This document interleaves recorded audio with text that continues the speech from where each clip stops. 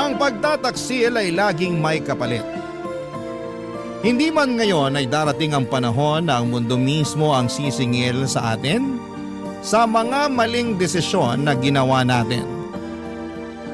Kaya hanggat maaari ay matutong pahalagahan ang tiwala sa atin ng mga tao at lagi nating piliin ang tama kesa sa mali. Ikaw, kabarangay, naniniwala ka bang may karma para sa lahat? Dear Papa Dudut, Save by the Bell. Sa mga katagang yan, iikot ang kwento ko, Papa Dudut. Dahil last minute ay nakaligtas ako mula sa isang buhay na sana'y habang buhay kong pagsisisihan. Bago ko po ikwento sa inyo ang life story ko ay hayaan niyo muna akong magpakilala.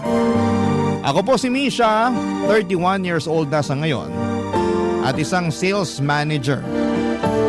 Bunso ako sa 4 na magkakapatid at lahat kami ay pawang profesional. 2 sa amin ay may sarili ng pamilya. At ako at ang pangatlo kong kapatid na isang lesbian na lamang ang tanging natitira na kasama ng mga magulang ko sa bahay. Sa edad ko noon na 28 ay ramdam ko na ang pressure mula sa mga magulang at mga taong nakapalibot sa akin. Lalo kapag pag-aasawa na ang pinag-uusapan.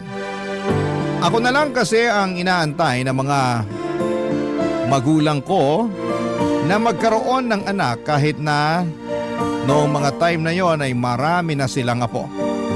Palibhasa ay puro babae kasi ang apo nila, kaya umaasa silang ako ang makapagbibigay sa kanila ng lalaking apo. Ang totoo niyan ay hindi na po bago sa akin ang dating scene. May mga lalaki na rin naman akong nakadate at naging boyfriend kaso ni isa sa kanila ay walang nagtagal na relasyon. Hindi ko po alam kung anong isyo, kung ako ba o kung hindi lang talaga kami itinadhana ng mga lalaking pumapasok sa buhay ko. Dumating ako noon sa point na ako na mismo yung nag-give up. Minsan ay nakakapagod din kasing buksan ang buhay mo sa isang tao. Pagkatiwalaan mo ng buo at ibigay sa kanya ang buong puso mo. Tapos sa huli ay masisira lang naman pala ito. Matagal na panahon na simula noong nagkaroon ako ng karelasyon. At yun ang laging pinapaalala sa akin ng kaibigan kong si Emmy, Papa Dudut.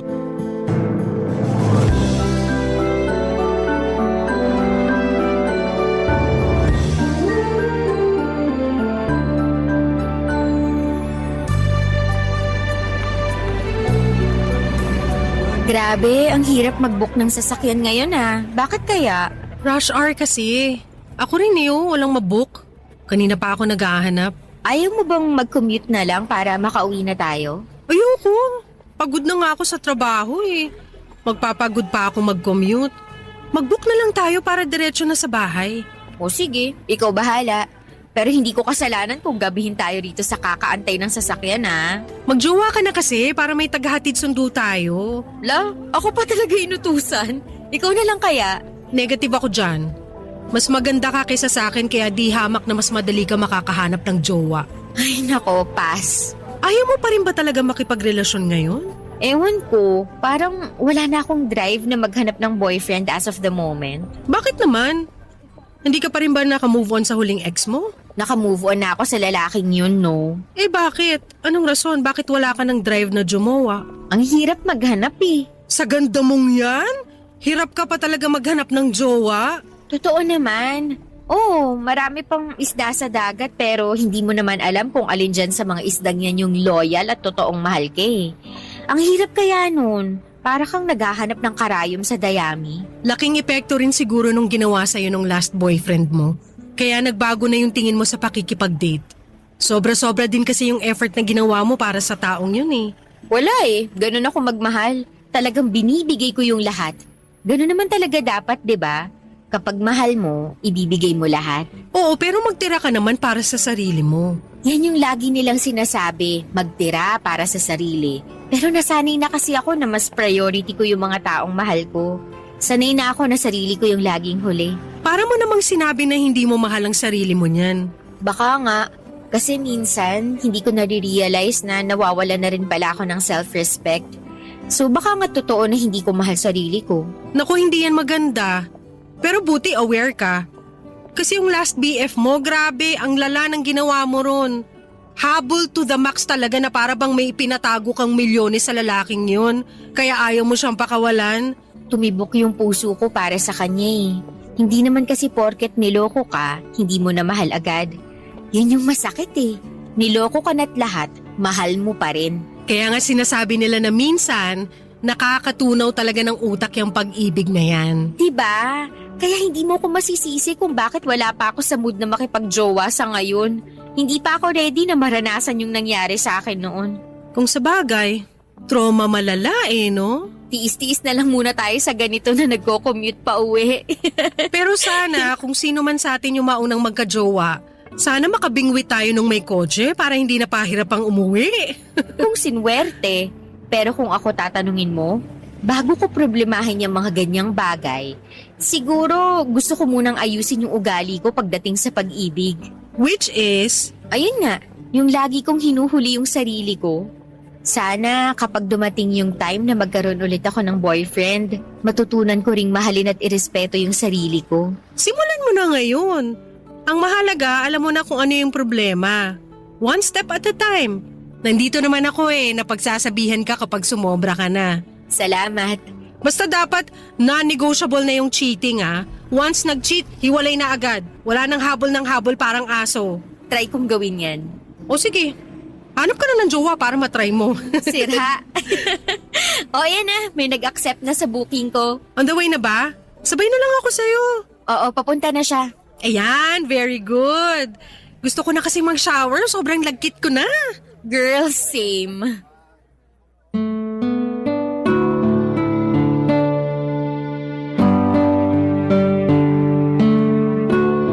Hindi ko alam kung dahil ba na trauma na ako sa mga past relationship ko kaya medyo hirap na akong pumasok sa isang relasyon dahil masyado ng repetitive at paulit-ulit ang pakikipag-date at nakakasawa na itong gawin.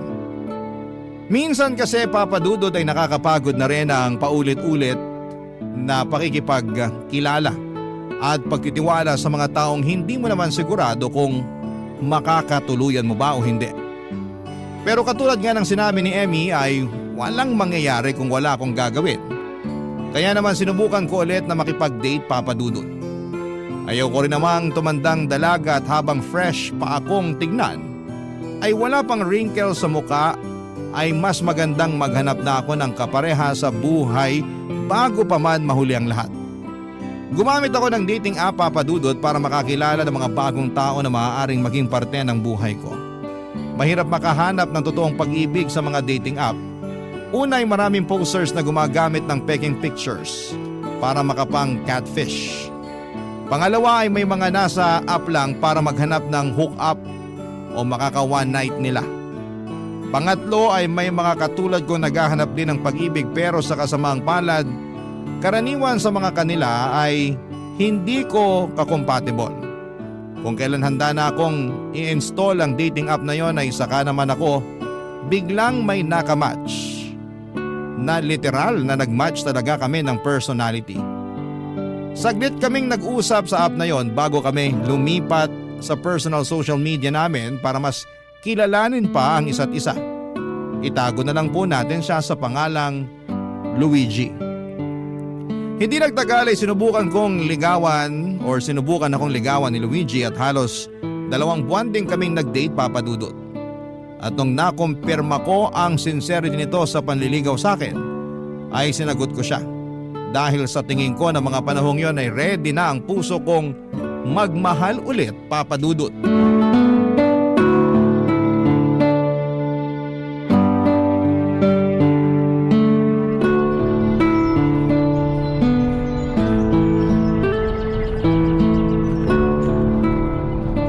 Wala kang trabaho ngayon? Wala. Pang-umaga na ako ulit Bakit mo natanong? Wala naman. Gusto ko pa sana kasing maglakad-lakad eh. Ngayon ko lang kasi na-enjoy maglakad sa labas ng ganitong oras. Talaga? Bakit naman? Wala. Nakakatakot kayang maglakad ng mag-isa tuwing gabi. Baka mamaya ma-hold up pa ako. Eh ngayon, hindi ka natatakot? Hindi na, kasi kasama naman kita. I feel safe at the moment kaya nai-enjoy ko tong ginagawa natin ngayon. Siguro naman, masisave mo ako if ever ma-hold up tayo. Oo naman. Nag-taekwondo class kaya ako nung bata pa ako. Di nga, totoo? Oo, totoo. May free taekwondo class noon sa lugar namin. Sumali ako. Kahit papaano naman siguro marunong pa rin ako sumipa hanggang ngayon. So, bakit naman mas gusto mong maglakad? Ewan ko, nakaka-clear kasi ng utak yung naglalakad ka lang. Yung hindi ka nagmamadali, hindi mo alam kung saan ka pupunta. Romantic tingnan parang sa mga Korean novela. Sige, samahan kita maglakad. Kahit saan pa tayo mapunta. Pero sabihin mo lang kung pagod ka ng maglakad, baka mamaya di mo pala bet tong ginagawa natin. Hindi, okay lang naman. Mas gusto ko nga ito eh. May cardio na agad pagkatapos natin magsanggip kanina. Oo nga pala, nalimutan kong physically active ka pala. Kaya maganda pangangatawan mo eh. Hindi naman, sakto lang. Pero maliban sa physical appearance, mas nangingibabaw para sa akin yung personality mo. Talaga ba? Anong klaseng personality ba meron ako? Marami. Una, napaka-caring mo. Hindi lang sa akin kundi pati sa mga taong nasa paligid mo, kahit hindi mo kakilala.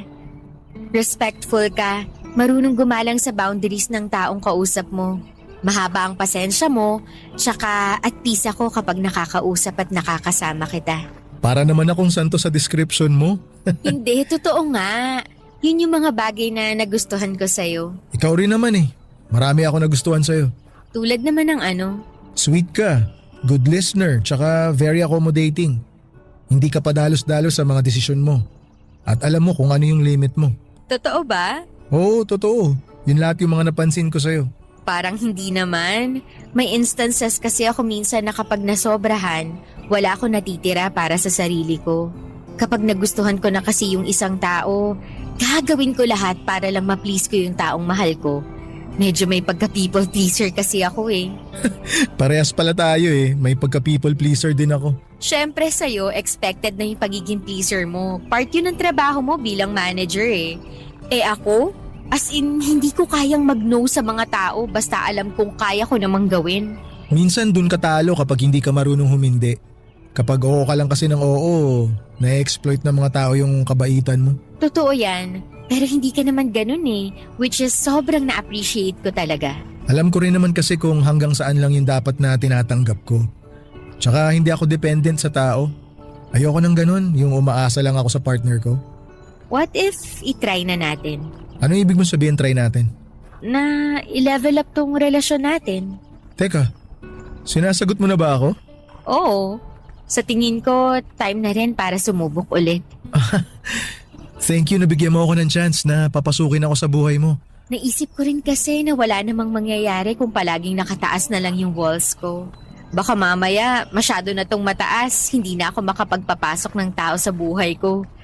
Nakita ko naman na sincere ka kaya willing akong ibaba yung walls ko para sa'yo. Huwag ka mag-alala, hindi kita bibiguin.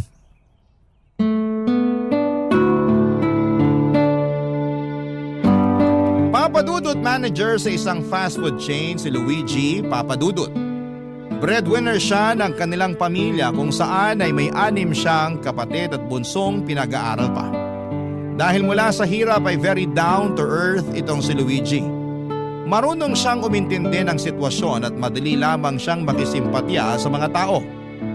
Maganda ang hubog ng katawan nito at hindi siya nag-gym pero meron siyang healthy lifestyle. Kaya naman maganda ang pangangatawan niya. Wala rin siyang bisyo at ang tanging pinagkakabalahan lang niya sa buhay ay ang pagsali sa mga fun run at kung minsan ay umakyat ng bundok. Naging low-key lang kami ni Luigi sa mga unang buwan ng relasyon namin. Gusto ko kasi na masolo ko muna siya bilang boyfriend ko bago siya ipakilala sa publiko. Walang kaalam-alam noon ang mga kamag-anak ko. Pati na rin ang best friend kong si Emmy na taken na pala ako noon. After a month ay saka ako nagkaroon ng soft launching sa boyfriend ko. May mga pag-post na ako noon ng mga pictures namin ni Luigi kung saan ay nakatago ang mukha nito at hindi ko siya pinapangalanan. Nakakatuwa dahil parang naintriga ang mga kakilala ko dahil puro sila tanong kung sino ang lalaking kasama ko sa mga pictures ko sa Facebook. And after 3 months ay naging stable na ang relasyon namin ni Luigi. Nakapag-adjust na kami mula sa isa't isa at komportable na kami sa piling ng bawat isa. Kaya naman naisipan kong opisyal na siyang ipakilala sa pamilya ko. Una ko siyang ipinakilala kay Emmy para sana isurpresa ko ito. Pero sa halip na masurpresa, ako ang nagulat sa nalaman ko tungkol kay Luigi Papadudut. Barangay Love Stories. Barangay Love Stories. Papadudot, may fiesta noon sa lugar namin at nagtipon-tipon ng mga kamag-anak at ilang kaibigan ko sa bahay namin. Naisip ko na yun na ang best time para ipakilala ko si Luigi sa kanila. Sakto na off noon ni Luigi sa trabaho niya kaya nadala ko siya sa bahay. Katulad ng inaasahan ko ay nagulat ang lahat nang ipinakilala ko na si Luigi sa pamilya ko. Kahit na may pa-soft launch na ako noon sa Facebook, ay hindi nila inaasahan na makakabingwit ako ng boyfriend na mabait at may itsura. Hindi katulad ng mga nakaraang kong ex na katulad ng sabi ng kapatid ko ay hindi niya trip ang mukha. Sobrang saya nila para sa akin dahil matapos ang mahabang panahon ay binuksan ko ulit ang puso ko para sa panibagong pag-ibig. Kung nagulat ang lahat sa revelasyong ginawa ko ay mas nagulat naman si Emmy nung nakilala na niya kung sino ang boyfriend ko. Pagkatapos noon ay dinala ako ng kaibigan ko sa isang sulok at siya naman ang may kinumpisal sa akin. Tinanong niya sa akin kung paano kami nagkakilala ni Luigi at nung nakwento ko ang history naming dalawa ay inamin ni Emmy na minsan na palang nanligaw sa kanya si Luigi. Sa parehong dating app din sila nagkakilala pero dahil hindi sila compatible ay ginost ni Emmy si Luigi. Ilang taon nang lumipas, muling kinontak ni Luigi si Emmy sa social media at sinubukan ulit na manligaw. Nag-date sila ng ilang linggo pero wala pa rin daw spark na nakita si Emmy sa pagitan nilang dalawa kaya naman tinurn down niyang binata.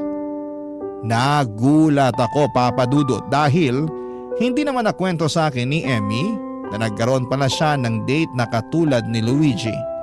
Pero dahil short term lang naman yon ay hindi ko na yon ginawang big deal pa.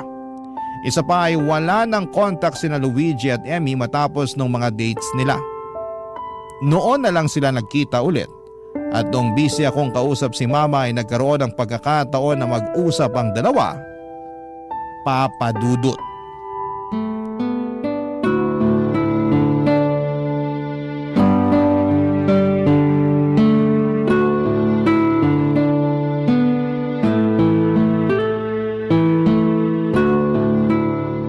Kumusta ka na? Naalala mo pa ba ako? Ikaw nga yung dapat kong tanungin yan eh. Nagulat ako na naaalala mo pa pala ako. Paminsan-minsan nakikita ko yung mga post mo sa Facebook.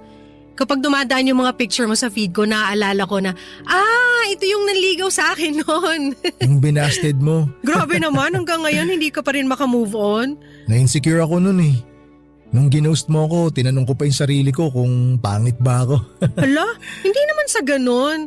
Hindi lang talaga ako ready sa relationship ng mga panahong yun.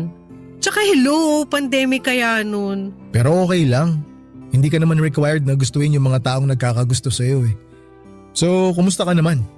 May boyfriend ka na ba ngayon? Wala pa rin. Hanggang ngayon wala pa rin? Until now, hindi pa rin ako ready eh. Talaga ba? Ilang taong ka nang hindi ready ah. May inaantay ka ba? Wala naman. Or baka meron, hindi ko lang alam. Wala akong makita na compatible sa ugali ko eh. Tsaka hindi naman ako nagmamadali. Nai-enjoy ko pa rin naman pagiging single ko kahit papano. Ah, okay. Yun ang mahalaga, at least masaya ka kahit single ka. Oo naman. Hindi naman porket single ibig sabihin malungkot ka na eh. Marami pa namang ibang bagay dyan na nagpapasaya sa akin. Tulad ng? Kaibigan, family, Matcha, fries, pizza. Kanya-kanyang trip talaga no? Basta kung saan tayo masaya, dun tayo. Correct. Pero in fairness laki na ng pinagbago mo. Parang wala naman ako masyadong pinagbago. In terms of physical appearance, sobrang nagbago ka. I mean, hindi naman tayo close. Kaya hindi ko alam kung may pagbabago sa personality mo. Pero sa itsura, malaking nagbago simula nung huli tayo nagkita. Nag-focus kasi ako sa katawan ko noong mga nakaraang taon Nakakatuwa na malaman na may improvement naman pala ako kahit papano. Anong kahit papano? Malaki ka mo. Nagji-gym ka ba? Hindi, more on outdoor activities ako. Running, mountain climbing, nagbabike ako minsan, tsaka calisthenics. Noong mga nakaraang taon, simula nung nakagraduate yung bunso namin, nagkaroon na ako ng oras para sa sarili ko. Okay. Kita naman yung outcome Mas defined na yung features mo ngayon, especially sa mukha. Na-highlight yung panga at saka yung cheekbones mo. Salamat. Ikaw din naman, mas gumanda Asus, bola. Huwag nga ako. Di ako nang bubola, totoo. Mas gumanda ka nga ngayon. Ay naku, tigilan mo ako. Basta masaya ako para sa inyo ni Misha.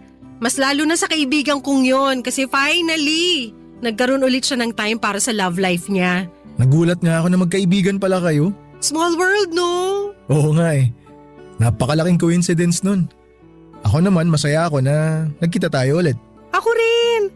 Congratulations sa inyong dalawa. Sa wakas nahanap mo na rin yung para sa'yo. Hindi ka natatambay sa mga dating app. Oo nga Sana mag-work. Mag-work yan kung i-work out nyo yung relationship nyong dalawa. Basta huwag ka mag-a-attempt na lokohin yung kaibigan ko. Kasi ako talaga makakatapat mo. Huwag kang mag-alala, hindi ko gagawin yun kay Misha. Iba pa naman ako magalit. Sobrang soft kasi ni Misha Minsan okay lang sa kanya yung kahit nasasaktan na siya basta ang gusto niya, hindi siya nakakasakit ng damdamin. Nabanggit nga niya sa akin na people pleaser daw siya. Pero sigurado ako na hindi ko hahayaang humantong kami sa point na iti-take for granted ko siya. Dapat lang. Minsan kasi kulang sa initiative si Misha lalo na pagdating sa sarili niya. Hindi niya alam kung kailan dapat tumigil kapag sobra na. Huwag kang mag-alala, ako nang bahala sa kaibigan mo. Patutunayan ko sa kanya na napunta siya sa tamang tao. Ay, ang sweet naman. O siya, pumasok na tayo. Baka kanina ka pa hinahanap ng girlfriend mo. Sige, mauna ka na. Magpapahangin lang ako saglit dito sa labas.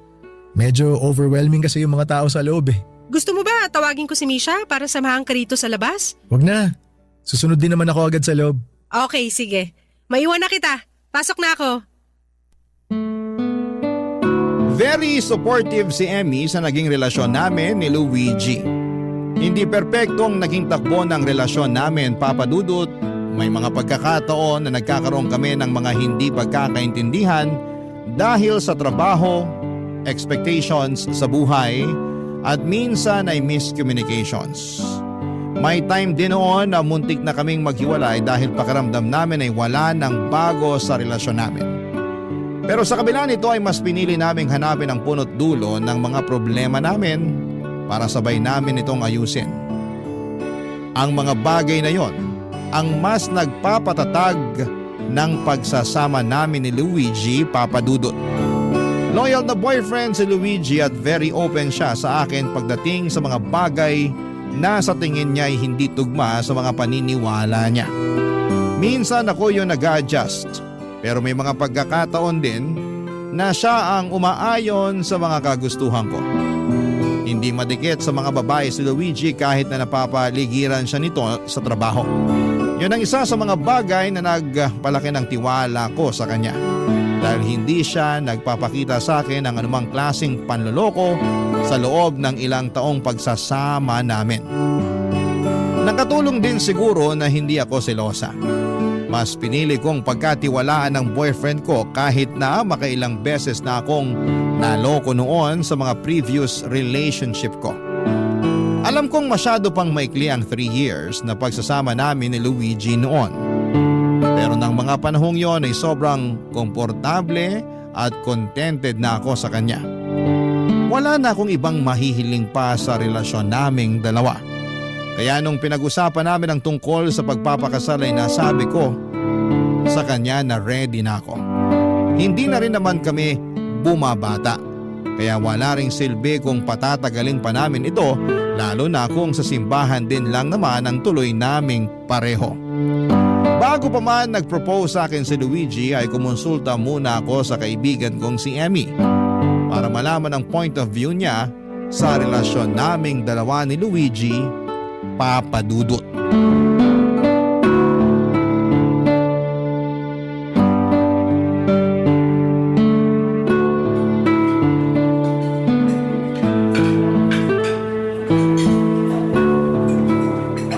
In fairness, ang tagal ko na rin hindi nakakatikim ng bibimbap ha. Nakakabusog nga eh. Hindi pa ako nangangalahati pero parang puno na tong tiyan ko. Pero nag-iba yung lasa ng bibimbap nila rito, no? Hindi na katulad ng dati.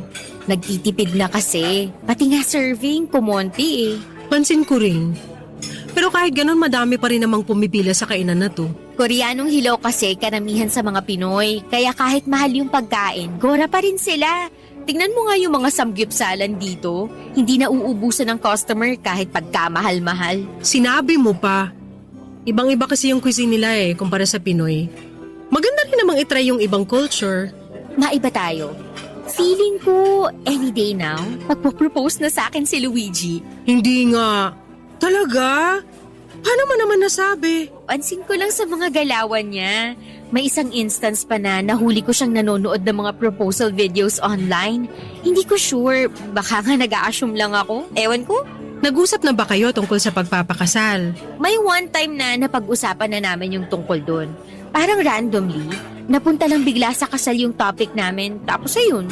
Wala naman siyang sinabi or tinanong if handa ka na magpakasal? Natanong niya na sa akin yun. O anong sagot mo? Sabi ko, feeling ko ready naman na ako. Nasa tamang edad na rin kami para magkapamilya eh. Pero hindi ba masyadong maaga? 3 years pa lang kayo ah. Wala naman yan sa tagal ng pagsasama eh.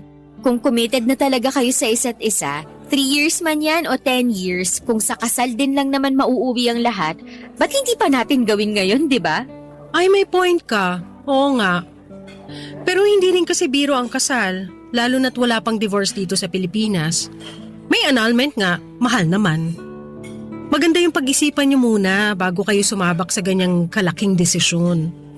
Tandaan mo, nasa huli ang pagsisisi. Bakit? Sa tingin mo ba hindi kami magtatagal ni Luigi? Hindi naman sa ganon.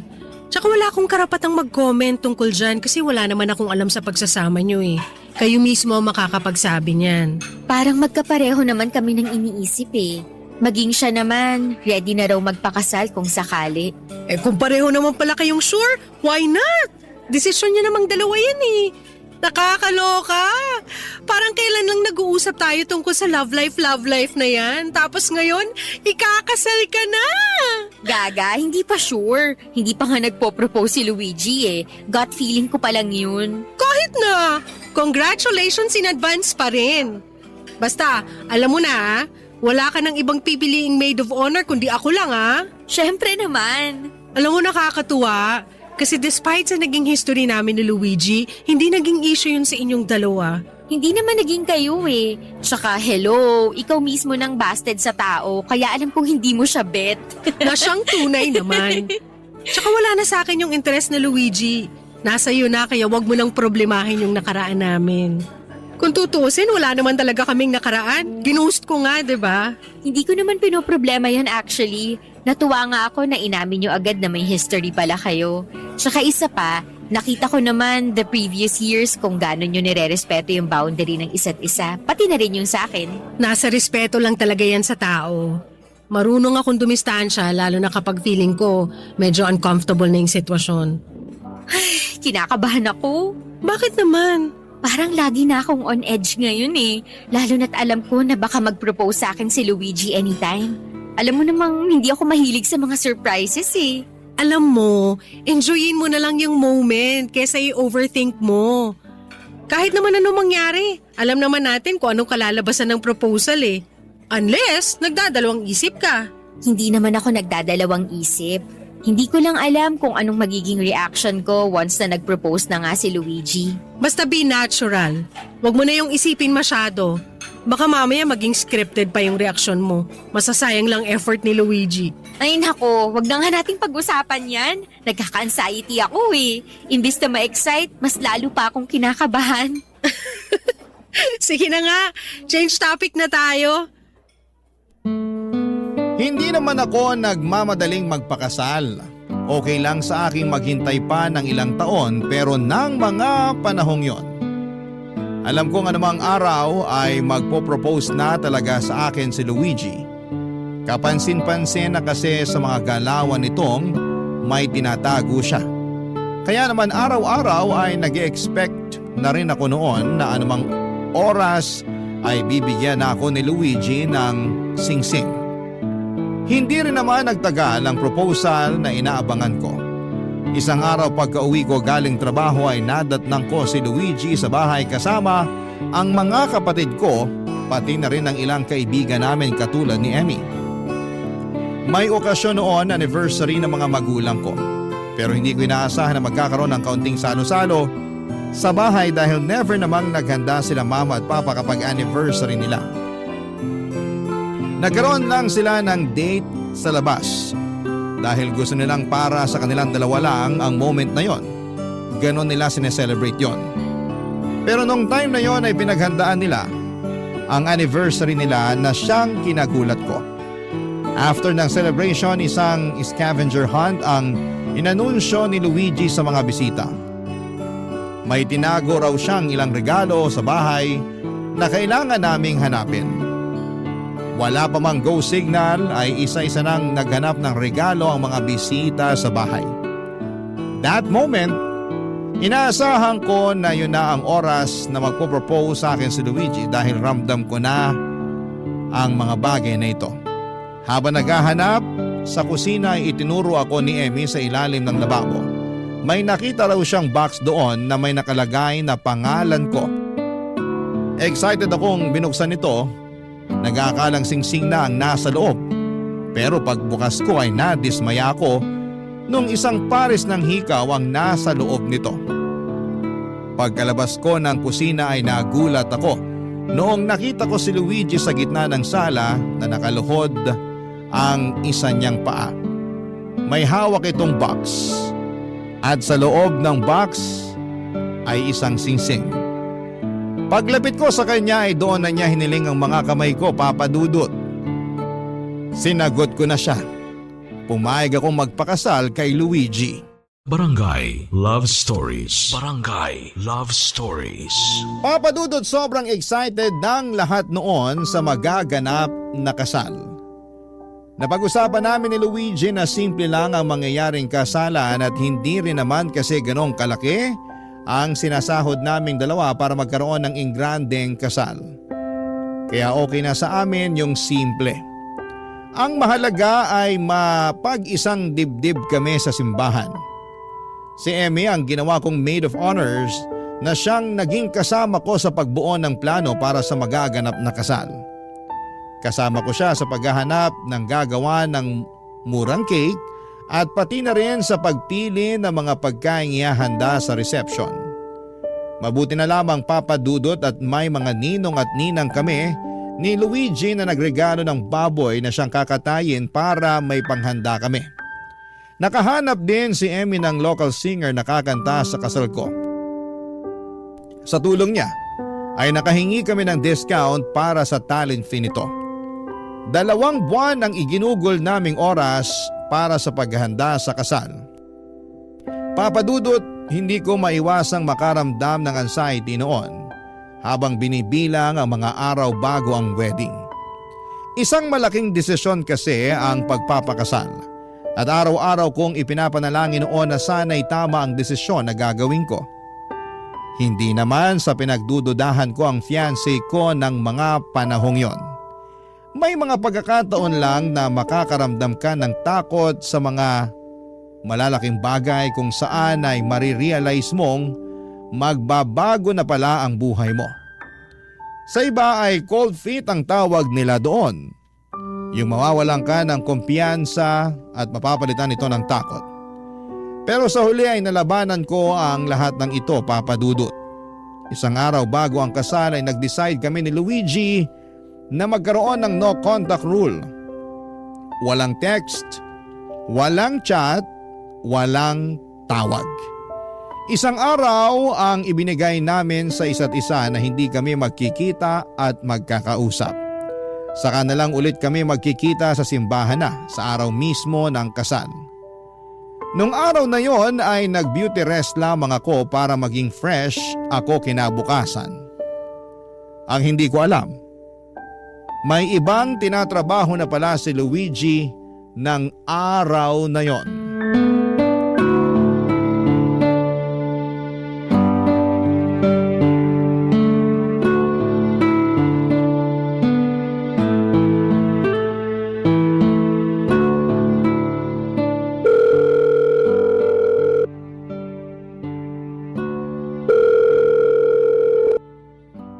Hello, Emmy. Napatawag ka. Oh, gising ka pa pala. Akala ko tulog ka na. Hindi ka kasi nag-reply sa message ko eh. Nanonood ako eh. Pasensya na. Ba't gising ka pa? Late na oh. Hindi ako makatulog. Bakit naman? Kinakabahan ka para bukas. Medyo, pero mas excited ako kaysa kabado. Anong meron? Ba't ka nga pala napatawag ng gantong oras? Hindi rin ako makatulog eh. Bakit? Kinakabahan ka rin? Hindi. May ibang tumatakbo sa isip ko ngayon. Ano naman yun? Luigi, sure ka na ba talaga bukas? Anong ibig mo sabihin? Ikakasal na kayo ni Misha. Alam mo naman ibig sabihin nun, di ba? Ay, oo alam ko. Yun naman talaga yung usapan natin eh, di ba? Kapag ikakasal na kami ni Misha, titigil na tayo sa ginagawa natin. Hanggang dito na lang ba talaga tayo? Ay paliwanag ko naman ng maayos sa iyo yung sitwasyon natin, di ba? Kung ano man yung meron tayo, panandalian lang yun. Alam ko. Alam ko naman yun eh. Pero napapaisip lang ako. Parang hindi ko pa kayang itigil tong ginagawa natin. Ayoko pa. Ako rin naman ayoko pa, pero kailangan na. Mahal ko si Misha at hindi na natin pwedeng ipagpatuloy itong ginagawa natin. Hantang ako kasi. Hindi ko alam kung bakit hindi na lang kita sinagot noon. Alam mo, sobrang laki ng pagsisisi ko na pinakawalang kita noon. Kasi siguro hindi lang talaga tayo para sa isa't isa. Kung hindi tayo para sa isa't isa, bakit tayo nagkaroon ng ganitong relasyon ngayon? Bakit natin to ginagawa sa likod ni Misha? Hindi ko alam. Siguro dahil may sarili-sarili tayong pangangailangan na tayo lang ang makakapagbigay. Hindi ko alam, Emmy. Paano yan? Kapag ikinasal na kayo ni Misha, hindi mo na makukuha sa akin yung pangangailangan na sinasabi mo. Kaya ko naman tumbasan ng ibang bagay yung pangangailangan kong yun eh. Katulad nga ng sabi ko sa'yo, kung ano man yung meron tayo ngayon, alam nating pareho na hindi yun magtatagal. May chance ka pa para magbago ang isip mo. Ako na lang, please. Sorry, Emmy. Pero iba si Misha eh. May isang bagay na meron siya na wala ka. Yun yung pagmamahal ko sa kanya. Sana pala hindi na lang ako pumatol sa'yo. Sana pinigilan ko na lang yung sarili ko kung alam ko lang na ganito pala yung mararamdaman ko para sa'yo. I'm sorry. Hindi pa kita kayang bitawan eh. Hindi ko talaga kaya. Isipin mo na lang si Misha. Anong mararamdaman niya kapag nalaman niya tong ginagawa natin? Mas maganda na itigil na natin to bago pa niya malaman yung totoo. Nakakakonsensya na inaahas ko ang sarili kong kaibigan, pero ano magagawa ko kung nahulog na ako sa'yo? Sorry pero hindi talaga pwede. Paano ngayon kita aalisin sa isip ko? Ang hirap nun, Luigi. Na palagi kitang makikitang may kasamang iba. Best friend ko pa. Hindi rin naman kita makakalimutan eh. Lalo na maraming gabi rin yung pinagsaluhan natin. Teka, gusto mo ba puntahan kita ngayon? Ah? Ngayon? Pero anong oras na? Hindi rin naman ako makatulog eh. Magkita tayo. One last time kung gusto mo. Ano to? For closure, ganon? Pagbigyan lang natin yung mga sarili natin. Kahit sa huling pagkakataon. One last time? Oo. Ayaw mo ba? Sige, aantayin kita rito. Pero wag dito sa bahay. Hanap tayo ng ibang lugar.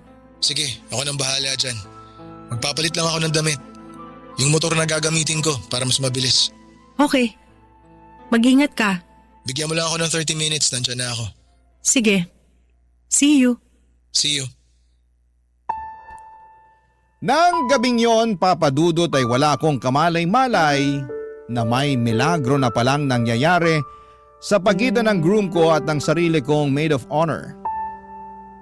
Ang lalaki mapapangasawa ko at ang best friend ko ay magkasamang nagsasaya bago ang mismong kasal namin. Habang mahimbing akong natutulog sa 10 oras ng gabi, isang tawag ang natanggap ko mula kay Luigi, pero sa halip na si Luigi ang nasa likod ng tawag ay boses ito ng babae.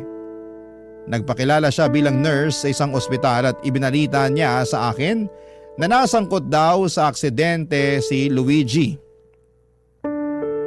Biglang nagising ang buong diwa ko na mga oras na yon, Papa Dudut. Dali-dali akong nagpalit ng damit at kasama ang mga magulang at kapatid ko ay pinuntahan namin sa ospital kung saan itinakbo si Luigi. Pagkarating sa ospital ay kasalukuyang nasa OR si Luigi. Ang kwento ng pulis na nakausap namin ay naaksidente raw si Luigi sa motor. Sa sobrang lala ng aksidente ay nabali ang kaliwang paa nito dahilan kung bakit kasalukuyan siyang inooperahan. Sobrang nag-worry ako sa kalagayan ng mapapangasawa ko pero nalito ako sa mga sumunod na mga sinabi sa akin ng pulis. Malungkot kasi nitong ibinalita na ang angkas nito ay diniklarang dead on arrival. Bago pa man ako makapagtanong kung sino ang tinutukoy nitong angkas ni Luigi ay nabaling ang atensyon ko sa grupo ng mga taong nag-iiyakan. Lumubog ang puso ko noong nakilala ko kung sino ang mga ito, walang iba kundi ang pamilya ni Emmy, Papa Dudut. Noong oras na yon ay hindi ko na kailangang tanungin pa kung sino ang kasamang na aksidente ni Luigi. Bigla na lamang nag-flashback sa isipan ko ang confession sa akin noon ni Emmy na minsan na siyang niligawan ni Luigi. Lumubog po ang puso ko. Hindi dahil na aksidente ang taong mapapangasawa ko kundi dahil nalaman ko ang totoo na niloloko niya ako sa mismong araw bago ang kasal naming dalawa, Papa Dudut.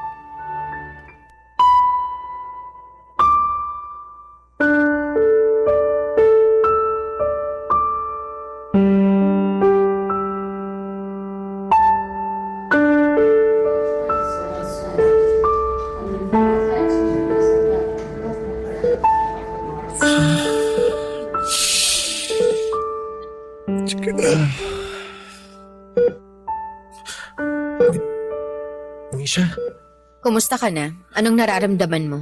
hindi ko pa rin magalaw tong pa ako. Ano ba kasing ginagawa mo sa labas ng ganong oras? Bakit ka pa lumabas? Alam mong ikakasal na tayo kinabukasan. Hindi kasi ako makatulog kaya naisip ko na magpahangin muna. Hindi ko naman akalain na maaaksidente ako eh. Ako rin, hindi ko rin in-expect yung nangyari. Sobra. I'm sorry, Misha. Sorry dahil na-aksidente ka at cancelled yung kasal? O may iba pang ibig sabihin yung sorry mo? Anong ibig mong sabihin? Ito na yung chance mo para sabihin yung totoo, Luigi. Sa'yo ko mismo gusto malaman ang totoo, kaya please, sabihin mo na kung ano yung totoong nangyari sa'yo kagabi. Yun nga, lumabas ako para magpahangin tapos… Hindi yun yung nangyari eh. Kulang-kulang yung kwento mo. Hindi kita magets. Alam ko na ang totoo. Hindi mo na kailangang magsinungaling dahil lahat-lahat alam ko na. Gusto ko lang tong marinig mula sa'yo. Misha… Bakit? Bakit, Luigi? Para saan? Bakit mo ginawa sa akin yun? Nagkita lang kami ni Emmy kasi pareho kami hindi makatulog. Nag-stroll lang kaming dalawa. Tama na, please. Tumigil ka na sa pagsisinungaling. Alam ko kung anong nangyari. Nakausap ko na yung mga pulis. May nakagitgitan kayo sa parking lot sa isang hotel. Naghabulan kayo sa kalsada hanggang sa binangga kayo ng sasakyang humahabol sa inyo. Alam ko nasakay mo si Emmy kagabi. Nandito rin siya ngayon sa ospital na to. Nahuli na yung bumangga sa inyo. Kinuwento niya sa pulis ang mga nangyari. Misha, maniwala ka. Wala kaming ibang ginawa ni Emmy. Galing kayo sa parking lot ng isang hotel. Anong gagawin niyo doon ng ganong oras? Umamin ka na, Luigi. Tatanggapin ko naman yung totoo eh. Masakit, pero kailangan kong tanggapin na may nangyari sa inyo ng best friend ko. Misha… Alam mo kung anong masakit? Niloko mo na nga ako bago yung kasal natin. Tapos sa best friend ko pa. Sa best friend ko pa. Sana patawarin mo ako. Isang beses lang naman nangyari yun eh. Maniwala ka sa akin. Kahit isang beses pa yan, hindi nun mapagtatakpan ng katotohanan na niloko niyo akong dalawa. Hindi na talaga mauulit yun, please. Patawarin mo ako, Misha. Kahit itanong mo pa kay Emmy, hindi na mauulit yung nangyari. Hindi na talaga mauulit yung bagay na yun kasi wala na si Emmy. Ha? Anong pinagsasabi mo? Paano wala na si Emmy? Patay na siya. Nagulungan siya ng sasakyang humabol sa inyo. Dead on arrival, sabi ng mga pulis. Patay na si Emmy? Alam mo, may isang bagay na laging sinasabi sa akin si Emmy nung nabubuhay pa siya. Mahalin ko raw sarili ko. Dapat matuto daw akong umalis sa isang sitwasyon kung sarili ko na yung nasasaktan. Susundin ko yung mga sinabi niyang yun. Aalis na ako sa relasyong to. Tapos na ako sa paghahabol. Tapos na ako sa pagbibigay ng second chances. Sinira mo na yung tiwala ko.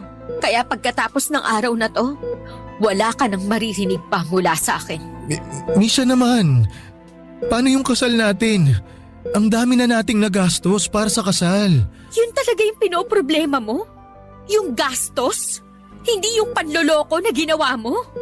Hindi yung fact na patay na si Emmy dahil na-disgrasya kayong dalawa pagkatapos niyo akong lokohin sa mismong gabi bago ang kasal natin?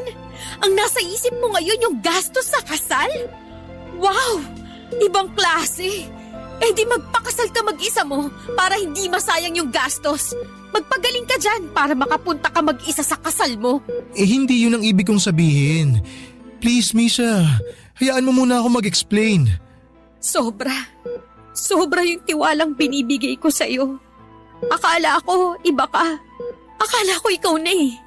Hindi mo lang ako sinaktan sa araw mismo ng kasal natin. Sinira mo pa yung pagkakaibigan namin ng best friend ko. Kahit patawarin pa kita sa ginawa mo, iba na ang tingin ko sa'yo, Luigi. Kaya, wala na. Wala na to. Hindi na natin maisasalba tong relasyon natin. Salamat pero ito na yung huling araw na makikita mo ko. Haalis na ako. Teka, Misha, sandali lang. Mag-usap muna tayo. Misha, please! Puno ng galit ang puso ko nung nalaman ko ang katotohanan. Hindi ko alam kung magagalit ba ako o kung ipagluluksa ko ba. Ang pagkamatay ni Emmy ang tanging tao na itinuturing ko bilang best friend. Sobrang gulong-gulo ng isipan ko noon sa puntong hindi ako lumabas ng bahay ng ilang araw. Nagmukmuk lamang ako habang unti-unting tinatanggap ang mga pangyayari. Hindi ko na muling binisita pa si Luigi sa ospital. Ang huling balita ko sa kanya ay naputulan na raw siya ng paa dahil nagkaroon ng komplikasyon ang nabali nitong paa matapos maimpeksyon. Sa kabilang banda ay hindi ko nagawang dumalaw sa burol ni Emmy dahil na rin sa tampo at galit. Alam kong hindi magandang magalit sa taong na mayapa na pero sobrang sariwa pa kasi ang sakit na nararamdaman ko noon. Ilang linggo ang pinalipas ko bago ako nagkaroon ng lakas na dalawin si Emmy sa sementeryo. Naisip ko na kahit papaano, kahit nagawa niya akong lukohin, ay marami pa rin siyang mga magagandang bagay na nagawa sa buhay ko. Doon din ay sinubukan ko siyang patawarin, papadudot.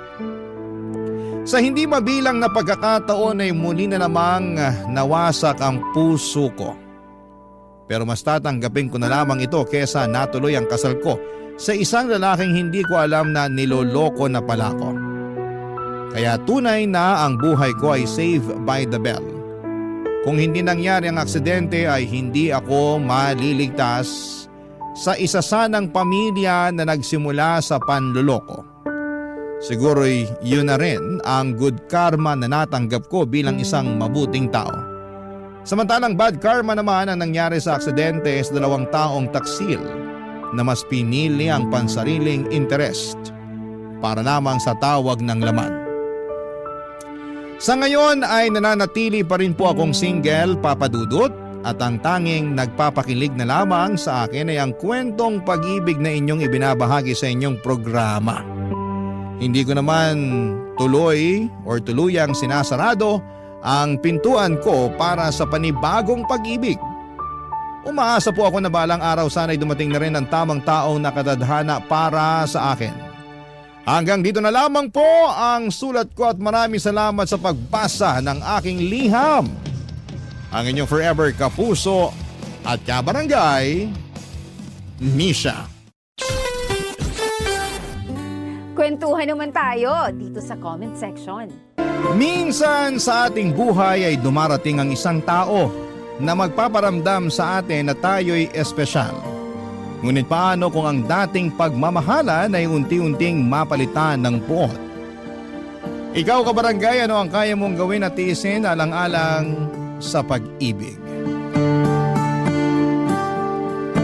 Dear Papa Dudut, magandang araw po sa inyo at sana ay matanggap ninyo ang sulat ko na ito. Ako nga po pala si Astrid at kagaya lang din po ako ng karamihan sa atin. Gusto ko lang makaramdam ng tunay na pagmamahal. Ito rin po ang naging dahilan kung bakit ang dami ko nang pinagdaanan na boyfriend. Nakakahiya man pong aminin pero palagi po akong may jowa simula noong nag-high school ako hanggang sa nakapagtapos na ako sa pag-aaral. Pero karamihan sa mga karelasyon ko noon ay hinihiwalayan ko rin. Kasi yung iba sa kanila ay boring tapos yung iba naman ay masyadong seryoso. Isa po kasi akong happy-go-lucky girl, Papa Dudut. At ang gusto ko sa buhay ay yung boyfriend na magbibigay sa akin ng exciting na experience. Yung tipong hindi boring at hindi masyadong seryoso sa buhay. At mukhang sinagot ni Lord ang prayers ko kasi dumating ang araw na nakilala ko si Dale. Gwapo si Dale at siya mismo ang tipo ng lalaki na gusto kong makasama sa panghabang buhay. Palagi po ako nag-i-enjoy tuwing kasama ko siya at nasa kanya na talaga ang katangian ng isang lalaki na gusto ko. At nasa isip ko noong mga panahong yon ay sobrang swerte ko naman na naging boyfriend ko si Dale. Pero hindi rin nagtagal yung mga maliligaya na moments namin ni Dale kasi habang tumatagal yung relasyon namin ay unti-unti ko ring nararamdaman na playboy siya. Yung charm na ginagamit niya para mapaibig ako sa kanya ay yun din mismo ang ginagamit niya para mapaibig niya ang ibang mga babae. Ilang taong ko pong pinagtiisan ang pagkababaero ni Dale. May mga kaibigan ako na nagsasabi na nakikita daw nila si Dale sa pampublikong lugar na may kasamang ibang babae. Nung una'y patay mali siya lamang ako sa mga sumbong sa akin ng mga kaibigan ko. Kasi in love po talaga ako kay Dale. At pakiramdam ko ay parang hindi ko na kaya na mawala siya sa buhay ko. Kasi nasanay na ako na siya yung kasama ko sa pang-araw-araw. Pero may isang beses na hindi ko na talaga kinaya. Kasi habang natutulog si Dale sa inuupahan namin na apartment ay nakialam ako sa cellphone niya. At kahit may password yung cellphone niya ay nakita ko pa rin sa lock screen niya na may notification o mensahe galing sa isang babae na sinasabihan siya ng I love you. At doon na po nagsimulang magwala. Nagwala ako kasi sinagad at inabuso na ni Dale ng lubusan ang pasensya ko.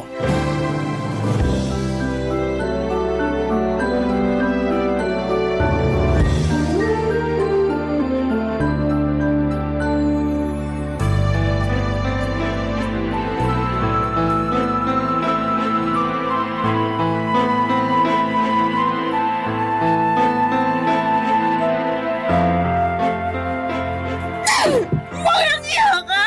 Manloloko ka! Hindi ka na nagbago! Pwisit! Hoy! Anong problema mo, ha? Teka lang.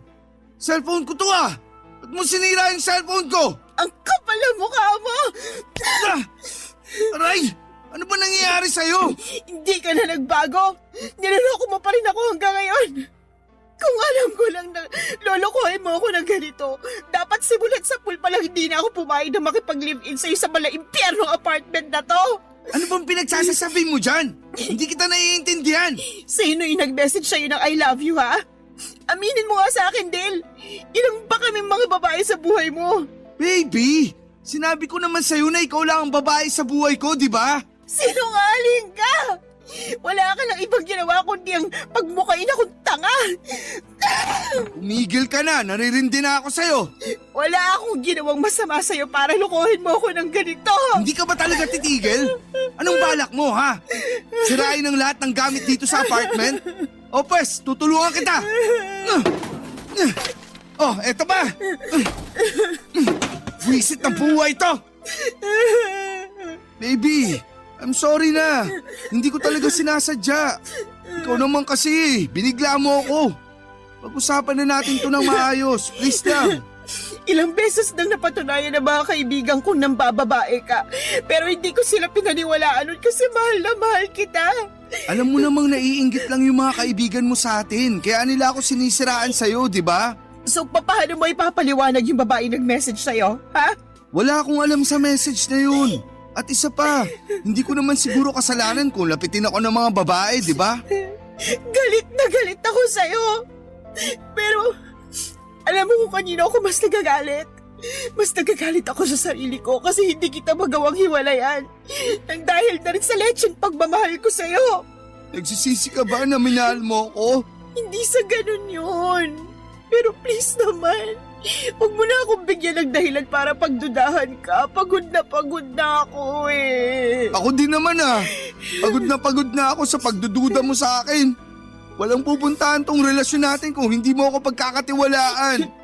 Mas mabuti pa nga siguro kung Kung ano, sige ituloy mo. maghiwalay na lang tayo. Ayoko na, Astrid. Sawang-sawa na ako sa mga inaala mo sa akin. Kung ganito lang din naman, mas mabuti na siguro kung palayain na lang kita. Seryoso ka? Oo, seryoso ako. Nasasaktan lang ako tuwing nagwawala ka ng dahil lang dyan sa mga inaala mo na walang basehan. Nag-message sa'yo yung babae, sinabihan ka ng I love you. So ano gusto mo isipin ko ha? Na kaibigan mo lang yung babaeng yon? Nakita mo ba na nireplyan ko yung babae? Hindi! Kasi nakalock yung cellphone mo. At isa pa, hindi ko na rin malalaman kasi nasira ko na yata yung cellphone mo. Yan ang problema sa'yo eh. Walang saysay at basehan yung nararamdaman mo. Tapos, naninira ka pa ng gamit ng may gamit. Saka ka na magwala kapag nakita mo na ako na nakapatong sa babae. Dale, baby, I'm sorry na. Huwag ka na magtampo sa akin. Ayusin na lang natin to. Hindi mo kasi ako naiintindihan eh. Natatakot na ako tuwing nagwawala ka. Sorry na talaga. Masahabaan ko na yung pasensya ko, promise. Promise mo yan ha? Oo. I'm sorry, baby. Patawarin mo na ako, ha? Oo na. Pinapatawad na kita. At yun na nga po, Papa Dudut, na baligtad ang pangyayari. Bulag na bulag po talaga ako sa pagmamahal ko kay Dale ng mga panahong yon. Biruin mo ha, ako pa yung humingi ng sorry sa kanya kahit siya naman talagang may kasalanan sa akin. Ganon siya makapanimulative noong kami pa, Papa Dudut.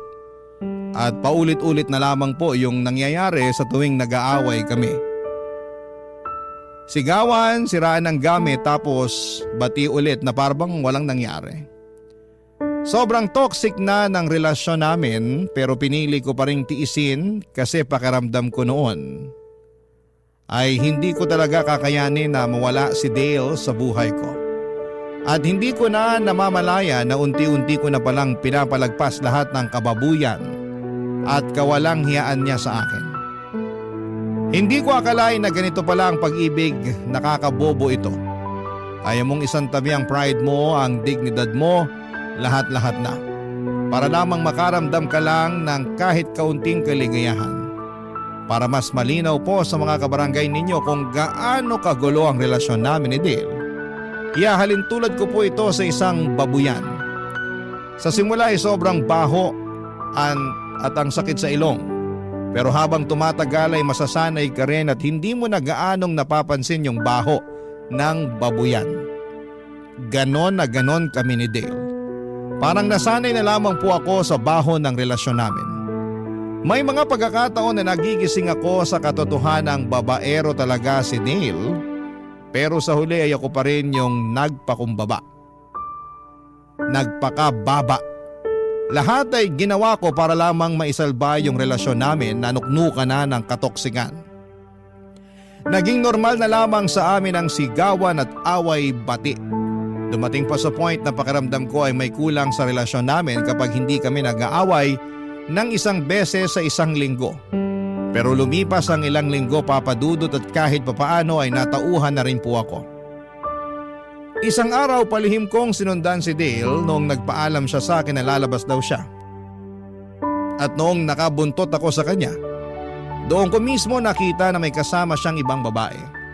Doon na rin po ako nagising at napaisip na baka panahon na talaga para palayain ko na ang sarili ko mula sa ganitong klase ng pakikipagrelasyon, Papa Dudut.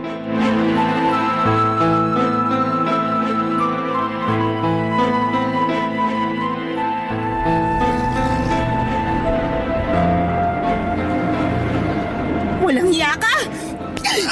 Ngayon mo sabihin sa akin na hindi mo ako niloloko.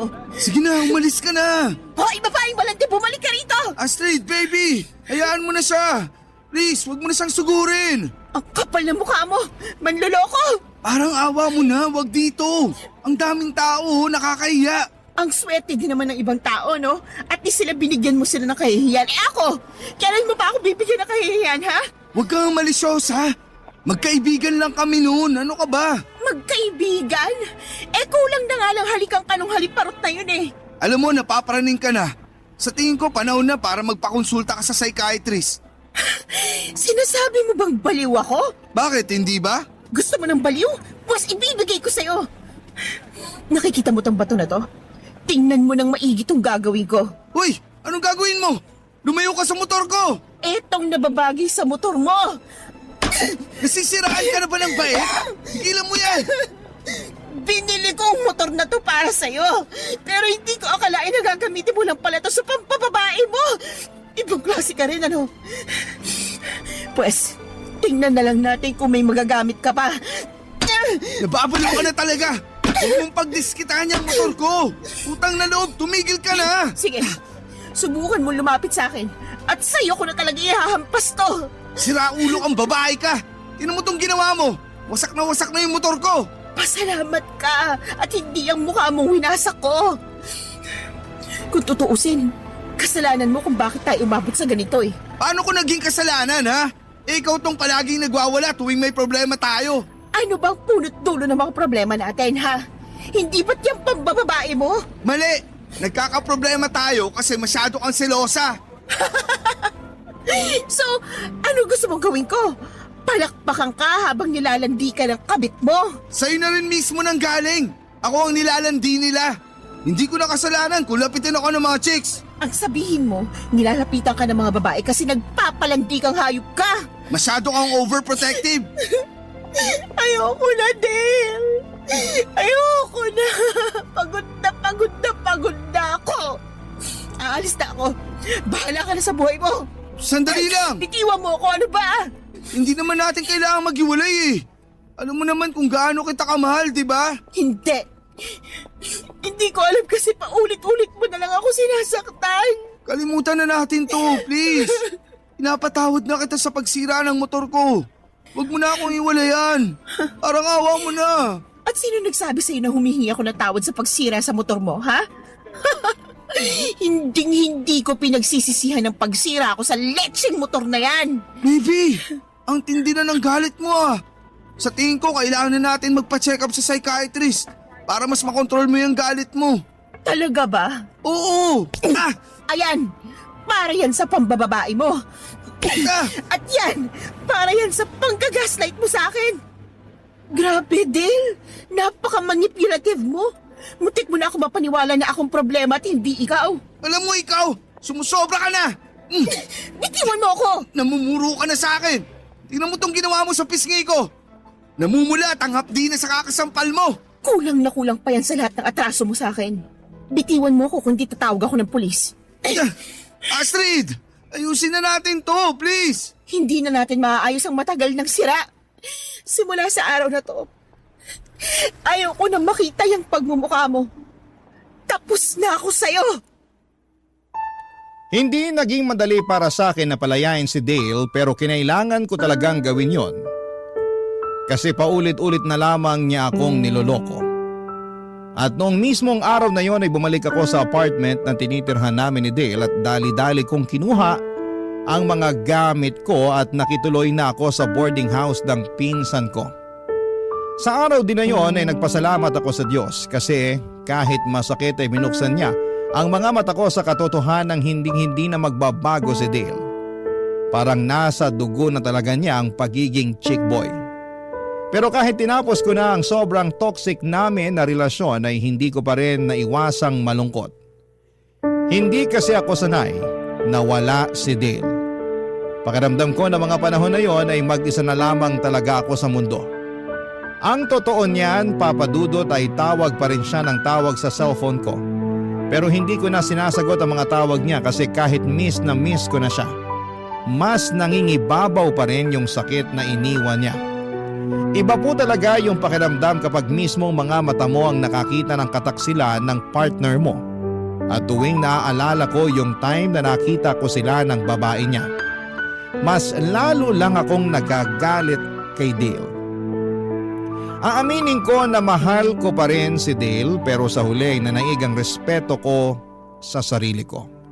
Yun ang naging dahilan kung bakit hindi ko na siya muling binalikan. Tapos na ako sa pagiging tanga at tapos na rin akong magpaloko. At alam ko sa sarili ko na hindi ko kailanman deserve na masaktan ng taong minahal ko ng buong buo. Ang maipapayo ko lang talaga sa mga nakakarinig o nakababasa ng kwento ko kung sinasaktan na kayo ng partner ninyo ay huwag nyo nang hintayin pang lumala. Hiwalayan nyo na. Marami kasing klase ng pananakit hindi lang sa pisikal kundi pati na rin sa emosyonal. At minsan mas masakit pa nga yung sugat na hindi nakikita ng mga mata natin. Kung paulit-ulit na lamang kayong inaabuso ay huwag nyo nang patagalin pa at tapusin nyo na kaagad. Parang MRT lang yan. Kung mananatili ka sa MRT kahit alam mong lagpas ka na, mas lalo ka lang mapapalayo sa tamang destinasyon. At mas mahal na rin ang babayaran mo na tiket pabalik sa tamang destinasyon. At isa pa, Papa Dudut, ay hindi na uso ang martir ngayon. Hindi porket martir ka mas happy ending na sa huli. Sa mga teleserye siguro ay oo. Pero sa totoong buhay ay mas lalo ka lamang malulugmok at masisiraan ng bait kung patuloy ka na magpapakamartir sa tao na walang ibang ginawa kundi ang pagsamantalahan at abusuhin ka, Papa Dudut. Barangay Love Stories. Barangay Love Stories. Lumipas ang mga linggo at unti-unti na ring akong nakabangon mula sa sakit na iniwan ni Dale. Unti-unti ko na siyang nakakalimutan, Papa Dudut. At sa halip na mag-depress-depressan ay pinili kong ituon na lamang ang buong atensyon ko sa trabaho. Sabi ko sa sarili ko ay baka trabaho muna ang kailangan kong pagtuunan ng pansin para makalimot at tuluyan na akong makamove on.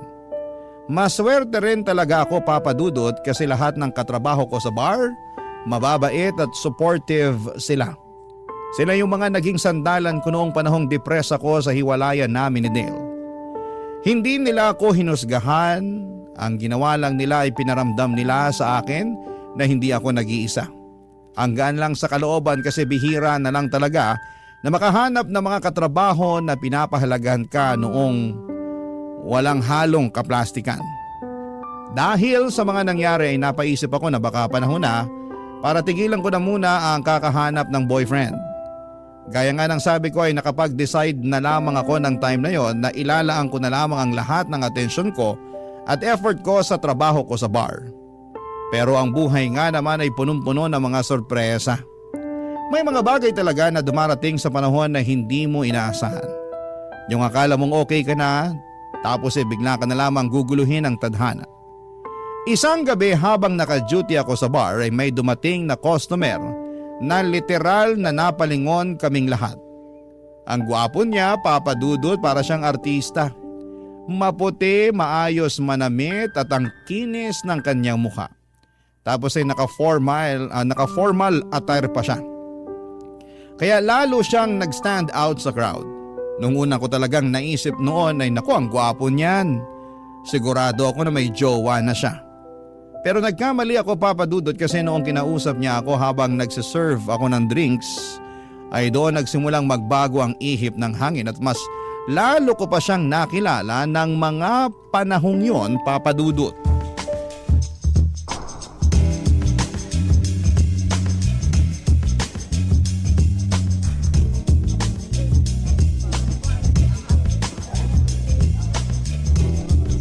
Sir, excuse me lang po. Eto na po pala yung in-order niyong drinks. Baka gusto niyo pa pong umorder? Okay na to. Salamat ha.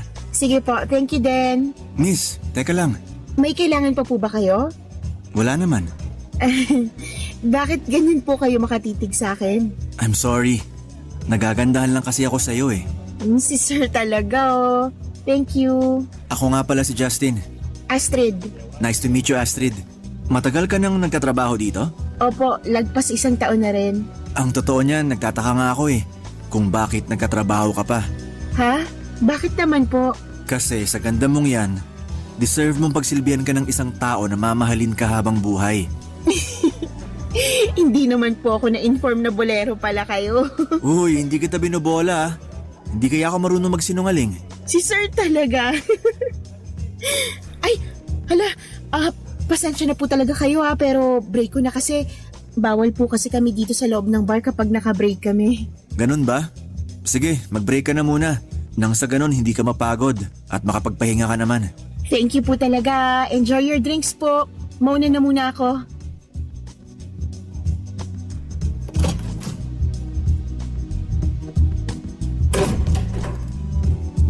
Ay, salamat naman at nakapag-break na rin ako sa wakas. Sakit na ng tuhod ko. Pero in fairness kay Sir ha, kinilig ako doon. Hindi nakakasawa tingnan yung mukha niya. Grabe, ang pogi. Ay, ano ba naman yan? Panira ka ng moment. Dale, utang na loob. Tigilan mo na nga ako. Tapos na tayo, okay? Astrid, sorry na talaga. Sising-sisi na talaga ako sa mga ginawa ko sa'yo noon. Patawarin mo na ako, please. Wow! Ikaw? Humihingi ng tawad? Bago yan ah. Talagang nagbago na ako. At hindi ako magsasawa na patunayan sa'yo yun. Kung dati mo pa sa akin pinatunayan yan, di sana hindi na tayo humantong pa sa hiwalayan. Maawa ka naman sa akin oh. Ilang linggo na akong hindi nakakatulog at nakakakain ng maayos. Dahil sobra ako nasaktan nung hiniwalayan mo ko. At ngayong kasalanan ko pa kung bakit hindi ka nakakatulog at nakakakain ng maayos? Pambihira, kasalanan ko na naman. Hindi sa ganun yun. Ang sinasabi ko lang naman, hindi ko kayang mabuhay nang wala ka. Kalokohan! Oo na, aaminin ko na sa'yo na pinagtaksilan talaga kita noon. At para patunayan sa'yo na hindi na ako yung dating Dale, hiniwalayan ko na yung mga yun. Nagpapatawa ka ba? Kung kailan ka na single ulit, saka mo naman hiniwalayan yung babae mo. Ibang klase ka rin ano? Ano pa ba ang kailangan kong gawin para patunayan sa'yo na ikaw talaga yung mahal ko? Wala kang kailangang gawin. Pero ako meron. Meron akong kailangang gawin at dapat matagal ko nang ginawa to. Ha? Simula ngayon, maghanap ka na ng ibang kukulitin mo kasi ibablock ko na tong number mo. Goodbye! Kaasar! Ay hala, tapos na nga paling break ko. Makabalik na nga sa loob.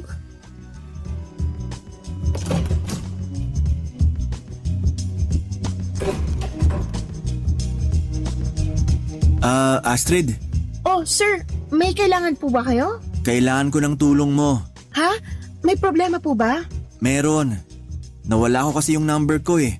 Pwede ko ba muna hingin yung number mo? Si sir talaga, patawa. Sige na naman. Pagbigyan mo na ako. Sige na nga. Eto yung cellphone ko. Pakilagay na lang yung number mo dyan. Oh, ayan. Ayos. Thank you ah. Pwede ba kitang tawagan mamaya pagkatapos ng shift mo? Kayo po bahala. Basta antayin mo na lang mamaya yung tawag ko ah. Sige po. Ay, sir, maiman ko na muna kayo ha. Magbabayad na yata yung customer sa table number 4. Aaminin ko po na sobra talaga akong kinilig ng gabing yon.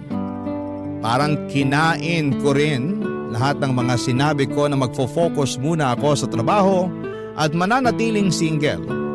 Kasi to be honest, Papa Dudut, ay hindi talaga ako nakapag-focus sa trabaho habang kinakausap ko si Justin. Grabe, para akong bulate na binubudbura ng asin dahil kilig na kilig ako ng time na yon. At aaminin ko rin ang dahil kay Justin ay mas lumakas lalo ang loob ko na kalimutan na talaga si Dale.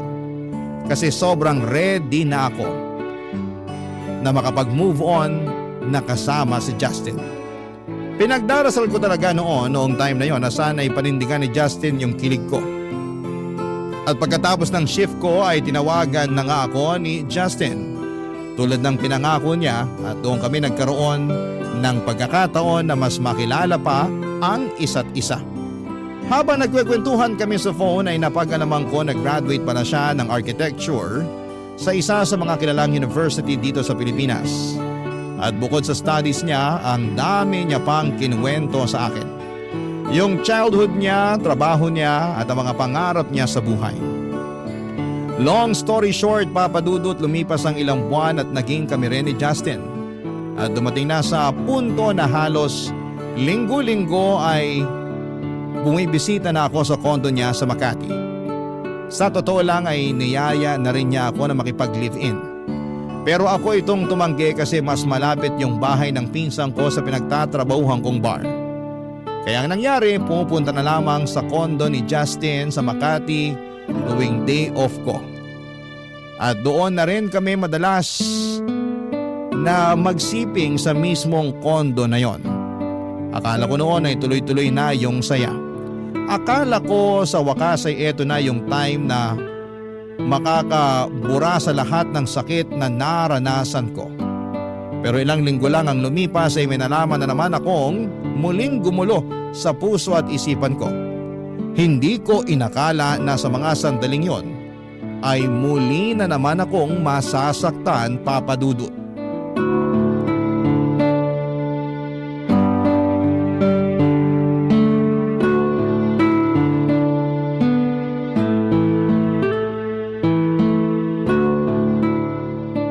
Mahal, sobra ako nag-enjoy dun sa ginawa natin kanina.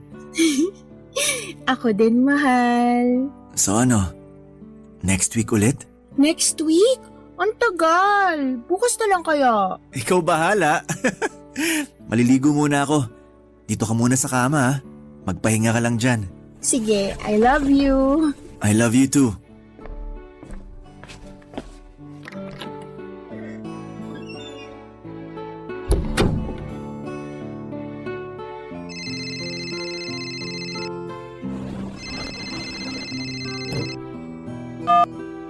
Hello? Sino to?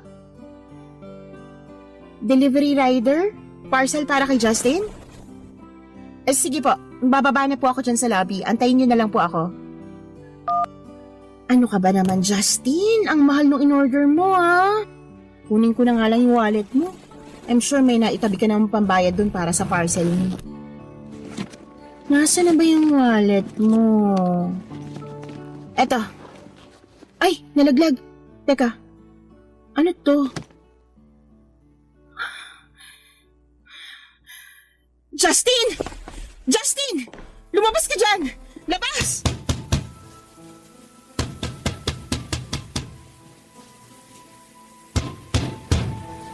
Mahal, tinawag mo ba ako? I'm sorry, hindi kita marinig na maayos. Ang lakas kasi ng shower eh. Lumabas ka dyan ngayon din! Sandali lang.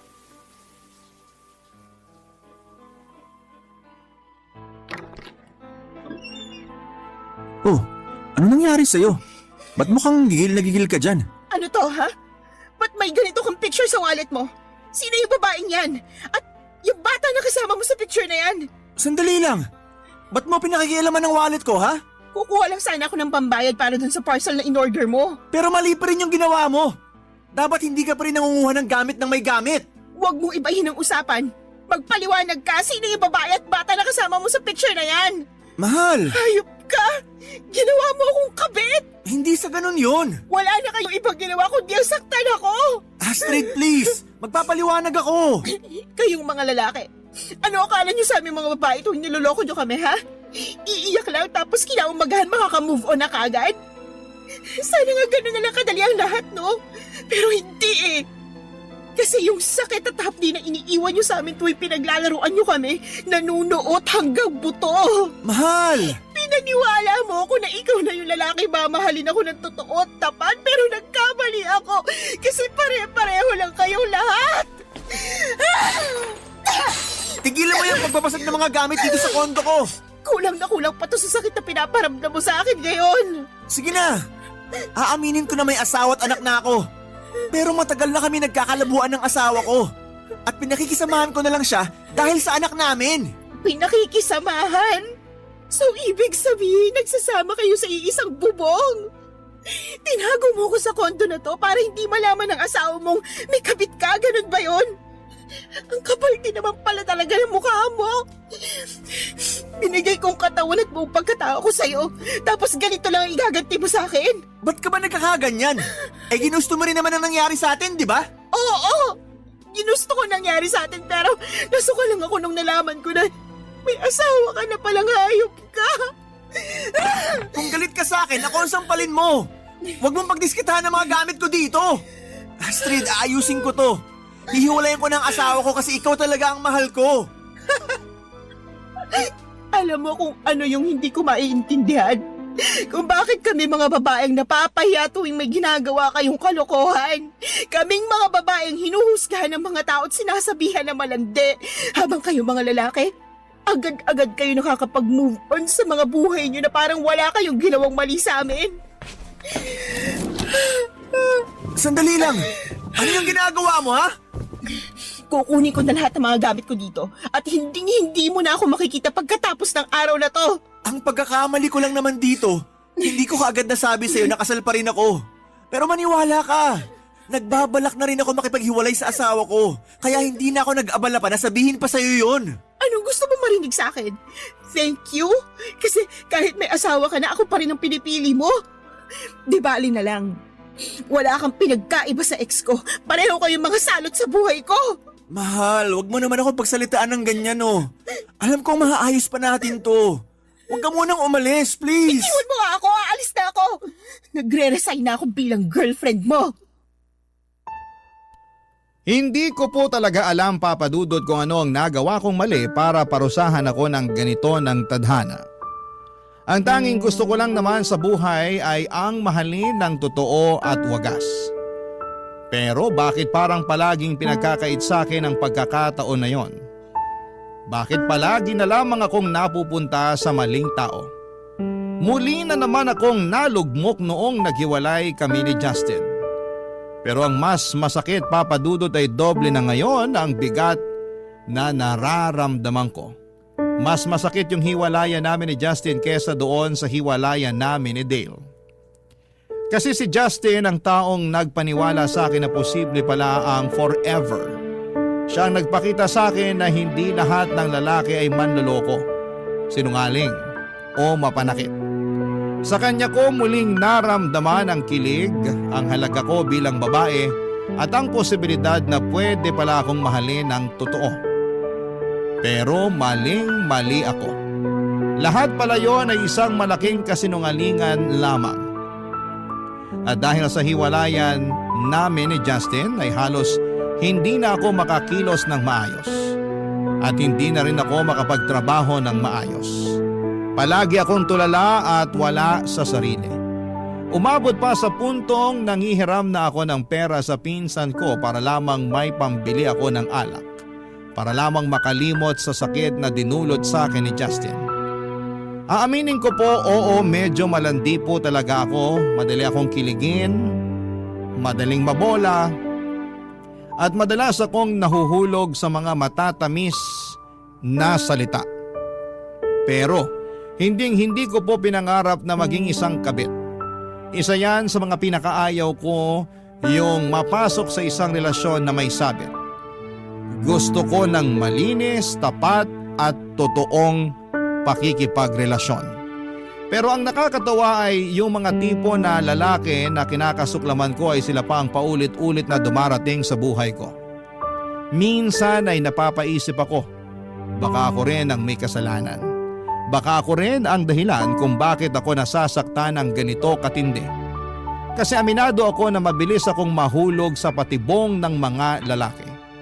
Marupok ako at galit na galit din ako sa sarili ko tuwing sumasagi sa isipan ko na hinayaan ko na namang masaktan ako ng maling tao.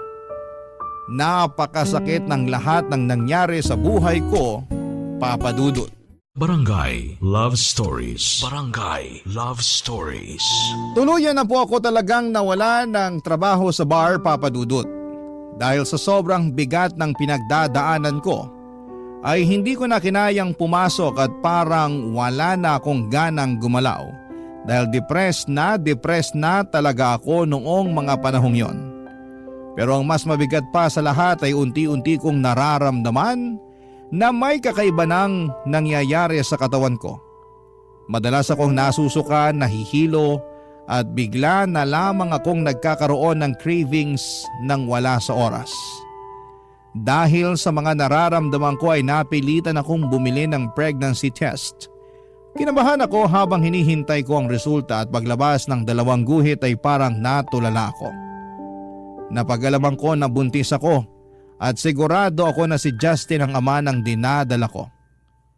Sobra po akong natakot ng time na yon at paulit-ulit kong tinawagan ang number ni Justin. Pero hindi na siya sumasagot. Ramdam ko na mga panahon na yon na iniiwasan na niya ako. Siguro'y abala na siya sa tunay niyang pamilya kasama ang asawa at anak niya. Habang ako ay eto at nag-iisip kung papaano ko bubuhayin ang batang dinadala ko. Hindi ko alam kung saan ako magsisimula. Wala na akong trabaho, wala akong ipon at masakit mang isipin, wala na rin akong boyfriend na tutulong sa akin. Pero kahit na ganoon ay ni minsan ay hindi ko naisip na ipalaglag ang anak ko. Kasi alam kong wala siyang kasalanan. Ako ang nagkamali at hindi ko ipapasa sa sarili kong anak ang bigat ng pagkakamaling yon. Alam ko rin sa sarili ko na kung pipilitin kong ipalaglag ang batang ito, habang buhay akong kakainin ang konsensya ko. Mabuti na lamang talaga at nandyan ang pinsan ko, Papa Dudut. Siyang tumulong sa akin noong nawalan ako ng trabaho at nung nalaman ko na buntis ako. At biglang pasasalamat ay ginagawa ko ang lahat ng kaya kong gawin. Ako po ang nag-aasikaso ng bahay, naglilinis, naglalaba at nagluluto. Sobrang bait talaga ng pinsan ko na yon at hindi ko alam kung anong klaseng milagro ang ginawa ko para tulungan niya ako ng sobra-sobra. Pero isang araw habang akala ko'y unti-unti na ako nakakabangon ay bigla akong nakatanggap ng tawag mula sa isang unknown number. At pagsagot ko sa tawag na yon ay isang boses ang narinig ko. Isang boses na muli na namang babago sa takbo ng buhay ko, Papa Dudut.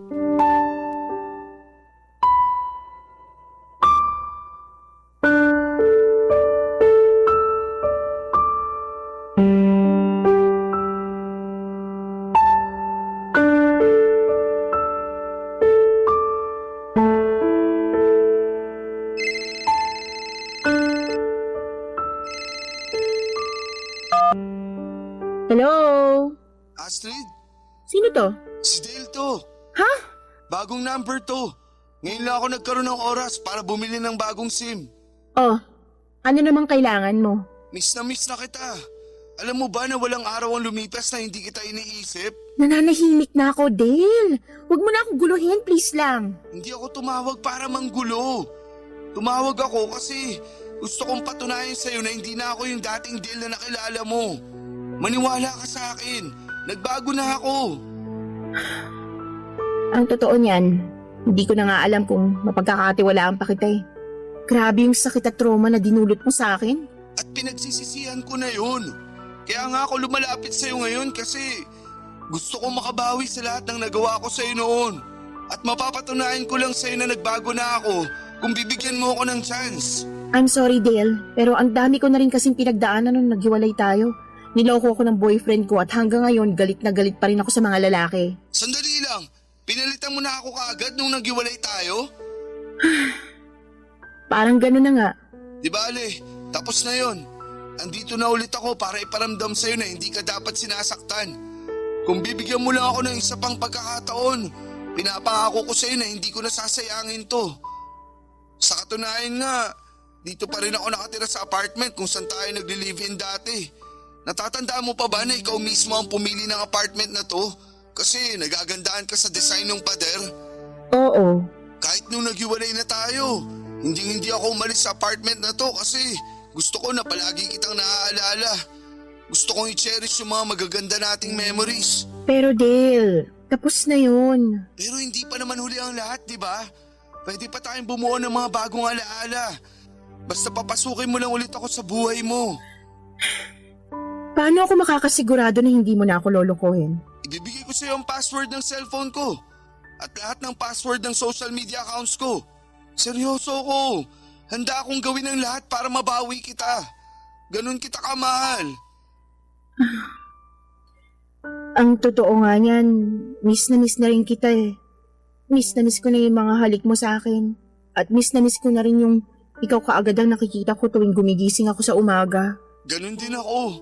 Miss na miss ko na yung pagbubunga nga mo sa akin. Ah, ganun ah. Gusto mo makatikim sa akin? I love you, baby. I love you too, baby ko. Wag mo na ulit gagawin yun, ha? Ha? Ang alin? Yung palitan ako. Aaminin ko, medyo nasaktan ako nung sinabi mo na nagkaroon ka ng boyfriend pagkatapos natin maghiwalay. Pero Masisisi mo ba ako? Sobra kaya ako nasaktan nung naghiwalay tayo. Siyempre, kinailangan ko rin mag-move on kahit papaano. ikaw lang naman itong nakipaghiwalay sa akin eh. Ha? Ganun ba? Ewan, nakalimutan ko na. Ang baby ko talaga sobrang makalimutin. Pero okay lang yun. Kasi cute at maganda ka pa rin kahit nag-uulyanin ka na. Hoy, ang kapal ng mukha nito. Sa ating dalawa, ikaw kaya itong mas mukhang ulyanin. Oo na, pagbibigyan na kita. Ako na yung ulyanin at uugod-ugod. Nga pala, nasaan ka ngayon? Nandito ako sa bahay ng pinsan ko. Dito na rin ako nakatira ngayon. Ganun ba? Kumusta ka naman dyan? Eto, okay naman. Pero medyo maingay paminsan-minsan kasi may nagko-construction sa tapat ng bahay namin eh. Buti na lang talaga at mukhang naka-day off yung mga construction workers nila ngayon. Kawawa naman pala ang baby ko. Che? Pero hindi mo na kailangang problemahin yan. Kasi susunduin na kita mamaya, ha? Ano? Biglaan naman yata yan. Dito ka na ulit sa apartment tumira kasama ko. Narealize ko rin na sobrang lungkot pala nitong apartment kapag wala ka.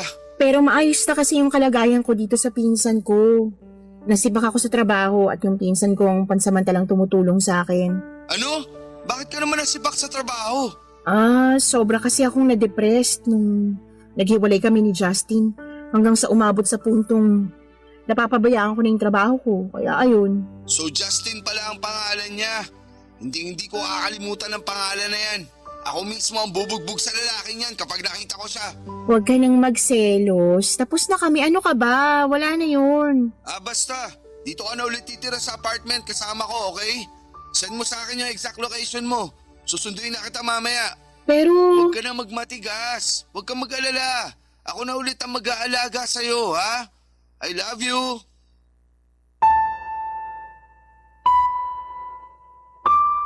Nahulog na naman ako sa patibong ni Dale Papadudot.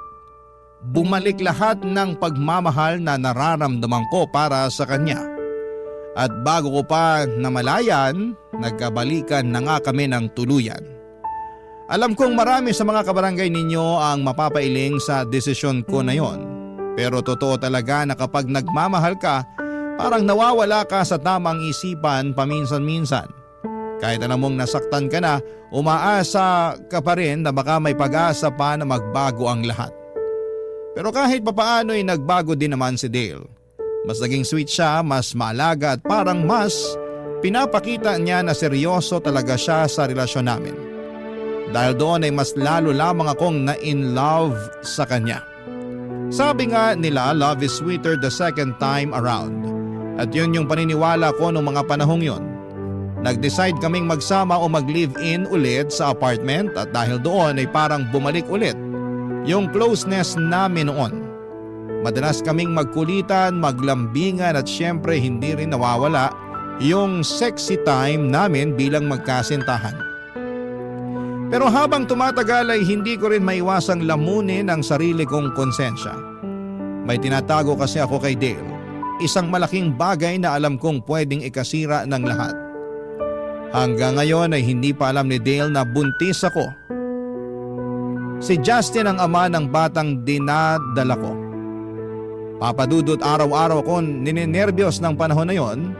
Iniisip ko kung kailan nga ba ang tamang panahon para sabihin ko kay Dale ang katotohanan. Natatakot ako na baka hindi niya matanggap ang pagbubuntis ko at baka layuan na niya ako ng tuluyan. Pero kinalaunan ay naglakas loob na rin po akong sabihin kay Dale ang katotohanan. Noong sinabi ko na kay Dale ang totoo ay bigla siyang nagbago, Papadudot. Para bang bumalik yung dati niyang ugali. Yung mainitin ang ulo at wala sa sarili. Nagwala siya dahil hindi niya matanggap na may dinadala akong anak na ibang lalaki ang ama. Sobra yung naramdaman kong takot noon kasi pakiramdam ko ay babalik na naman kami sa madilim na parte ng relasyon namin. Ang sabi na lamang niya sa akin ay gusto niya daw munang mapag-isa at bibili na lamang daw muna siya ng alak sa tindahan. Bumalik si Dale sa bahay na may daladalang isang kahon ng beer. Doon siya pumwesto sa labas ng apartment at uminom ng mag-isa. Sobra akong nalungkot sa sitwasyon at pumasok na lamang ako sa kwarto namin at nagtulog-tulugan na lamang ako. Kasi ayaw ko na rin kausapin si Dale sa takot na baka sigawan niya lamang ako. Makalipas nga ang ilang oras, noong akala ni Dale na tulog na ako ay narinig ko siya na may kinakausap sa cellphone. Natakot ako kasi baka nang bababae na naman siya.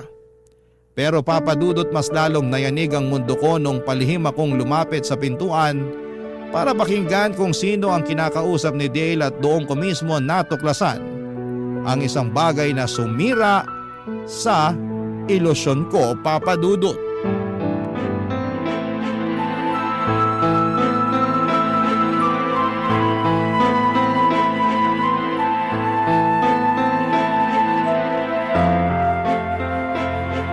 Oh, bakit?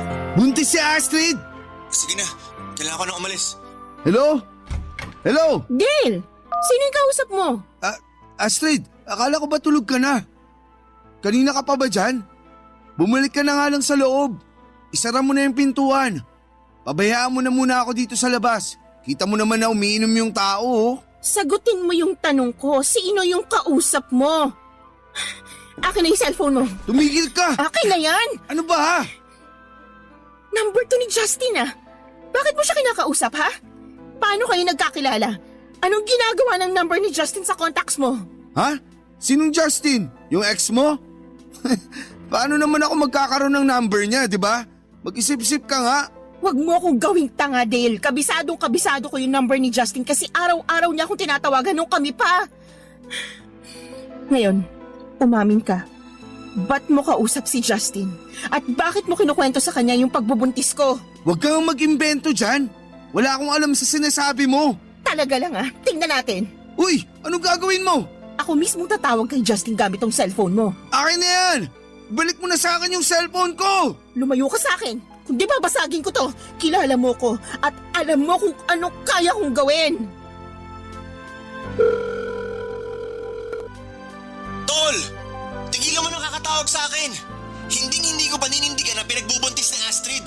At isa pa, nagawa ko na yung pinagkasunduan natin. Hanggang doon na lang yun. Walang iya ka! Astrid! Ano pinagkasundoan niyo ni Dale ha? Magpaliwanag kang hayop ka! Hello? Hello? Cellphone ko! Alam mo ba kung magkano yung bili ko sa cellphone na yon, ha? Mas mahal pa yung sa buhay mo. Tapos sisirain mo lang? Gusto mo talagang malaman yung totoo, ha? Kababata ko si Justin at inutusan ko siya na bantayan at bakuran ka nung naghiwalay tayo kapalit ng pera. So ano, masaya ka na? Napakawalang iya mo! Ginawa mo akong boba! Sana hindi na lang kita nakilala eh.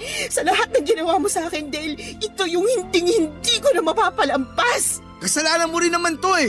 Kung hindi mo sana ako iniwalayan, hindi na sana nangyari ang lahat ng to. Wala kang karapatan para paglaruan ako ng ganito. Makinig ka sa akin, Astrid. Kung hindi ka rin naman mapupunta sa akin, mas mabuti nang walang ibang lalaki ang makakakuha sa'yo. Naiintindihan mo? Hindi mo ko pagmamayari. Kaya ako lang naman nagawa ang lahat ng yun kasi mahal na mahal kita. So anong love language mo? Yung saktan ako ng paulit-ulit? Ang tanging pagkakamali lang naman dito ay yung nabuntis ka ni Justin. Pero huwag kang mag-alala kasi ibibigay ko sa kanya ang bata pagkatapos mong mga anak at magbabagong buhay tayo. Naiintindihan mo? Isang malaking pagkakamali ang bata na yan. Ano? Ayoko! Ayoko! Hindi ko pinamimigay ang anak ko at kayang-kaya kong buhayin ang anak ko na mag-isa. Kung may pagkakamali man dito, yun ay ang tiwala at pagmamahal na binigay ko sa'yo. Hindi ba't sa akin ka nakaasa ngayon? Paano mo palalakihin ang bata na yan ang mag-isa? Kung sa sarili mo pa lang hirap na hirap ka na. Wala akong kailangan patunayan sa'yo kasi tinatapos ko ng anumang ugnayan na meron tayo. Tinatapos ko ng walang kwentang relasyon na to. Hindi ka aalis, Astrid. Dito ka lang. Hindi na ako makakapayag na hiwalayin mo pa ako uli. Kulang pa ba yung sakit at traumang dinulot mo sa akin? Ano? Hindi ka ba titigil hanggat hindi mo ako napapatay? Ikaw lang naman kasi ang nagpapakomplika sa mga bagay-bagay. Patawarin mo na kasi ako para matapos na tong gulong to. Gusto mo patawarin kita? Hindi ka nga humihingi ng tawad eh. Ang taas din naman kasi ng pride mo. Dapat nga magpasalamat ka pa at binalikan pa kitang babae ka. Alam mo ba na ang daming babae nagkakandara pa sa akin? Kung makapagsalita ka, akala mo naman pinikot kita? Tapos na ako sa panggagaslight mo sa akin. Aaminin ko, naawang-awa ako sa sarili ko dahil sa paulit-ulit mo akong pinagmumukhang tanga. Pero alam mo kung saan ako mas naaawa? Mas naaawa ako sa magiging jowa mo. Ipagdarasal ko na lang na sana hindi sila matulad sa akin. Ipagdarasal ko na lang na sana hindi sila mahulog sa bitag mo. Ipagdadasal ko na lang na sana magkaroon sila ng lakas ng loob na layuan ka habang maaga pa. At ipagdadasal ko na lang na sana mabulok ka na sa impyerno. Nagtapang-tapangan na lamang ako ng gabing yon pero ang totoo niyan, takot na takot talaga ako kay Dale noong araw na yon. Hindi na pagmamahal ang pinapakita niya sa akin kung hindi obsession na. Hindi ko inakala na aabot sa punto na pinababantayan niya pala ako kay Justin kasi natatakot siya na baka makuha ako ng ibang lalaki. Isang malaking kasinungalingan lang pala yung relasyon ko kay Justin at si Dale ang may pakana ng lahat ng ito. Papadudot, sobrang bigat po talaga ng trauma na idinulot ng pangyayaring yon sa akin. Kaya noong araw na yon ay hindi na ako nagdalawang isip na lumaya sa apartment namin at dumiretso ako sa presinto para ipablatter siya, Papadudot.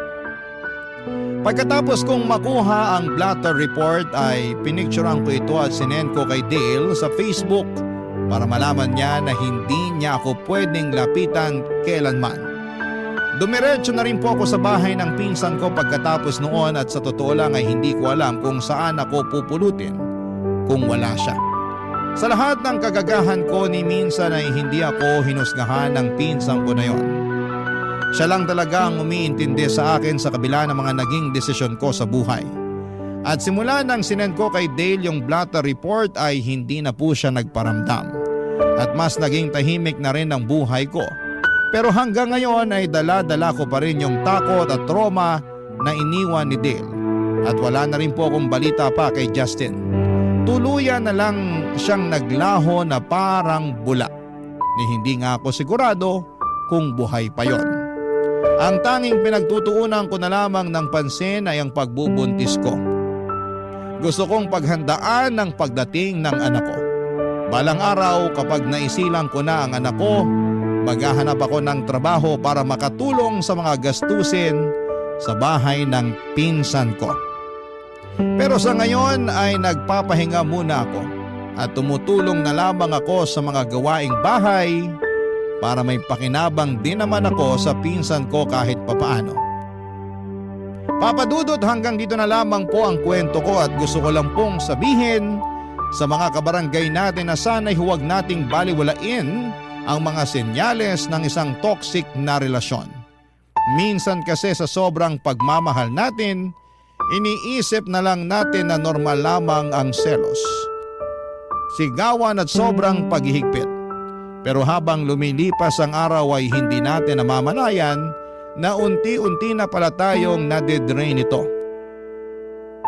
Hindi selfish ang lumayo sa taong hindi na tayo kayang mahalin ng tama. Lahat tayo deserve yung pagmamahal na tahimik, totoo at hindi masakit sa pakiramdam.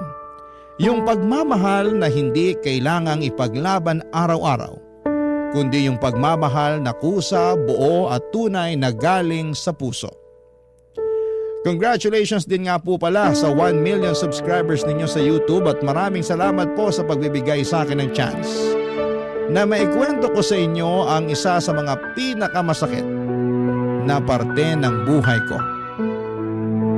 Ang inyong forever kapuso at kabarangay, Astrid.